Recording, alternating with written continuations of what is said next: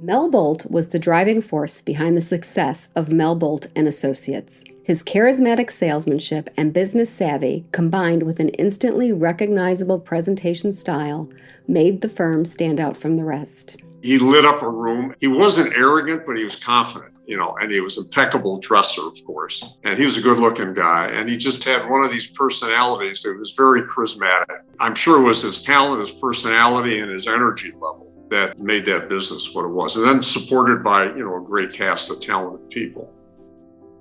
After studying design at the Art Institute of Chicago and engineering at the Illinois Institute of Technology, Mel Boldt went to work for Bendix Home Appliances in South Bend, Indiana, first designing military products and then transitioning to household appliances. He joined the Chicago firm of Jack Morgan in 1948 and in 1951 was accepted into the Society of Industrial Designers. He partnered with Jack Morgan until January 1952, when he left to start Mel Boldt and Associates, taking several Jack Morgan staff members with him. He set up shop just one floor below his old boss in the Palmolive building on Michigan Avenue, in a stretch of Chicago that was home to a variety of industrial design firms whose success was fueled in part by how easy it was for them to visit manufacturing clients in St. Louis and other nearby cities. By 1971, he had moved his firm to an office in Mount Prospect, Illinois, to be closer to his major client, Zenith.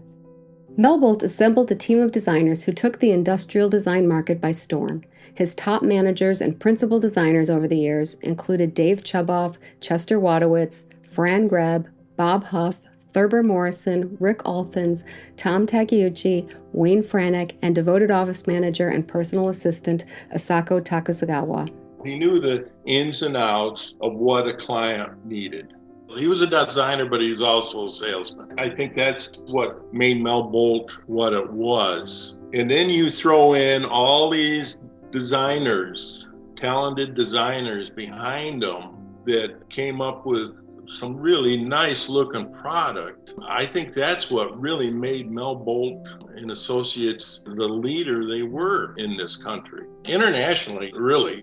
Mel Boldt, who raised 6 children with his wife Elizabeth in Glenview, Illinois, was famous for his fashion sense and penchant for golf, fishing, and collecting exotic cars. He regularly appeared on the International Association of Custom Tailors and Designers' top 10 list of best dressed men, a list that included Ronald Reagan and Sean Connery.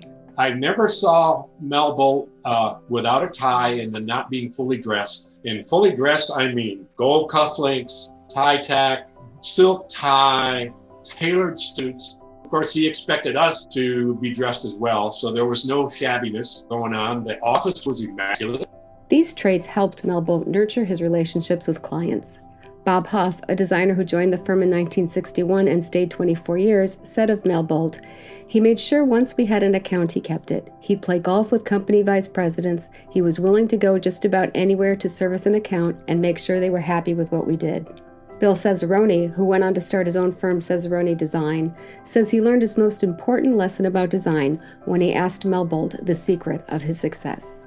He says, "See that ashtray on the desk? When people tell me they want a design of a new ashtray, I give them ashtrays. I don't give them a lot of talk. I don't give them a lot of BS, a lot of fluff." He says, "I give them more ashtrays than they can believe could look different from each other. That's the secret of design." He says, "Always give them something fresh and new." I sit there and kind of like awe, and I said, okay, I'm never going to forget this. And I never did. I emphasized that and built my business around that same philosophy. Give them what they ask for.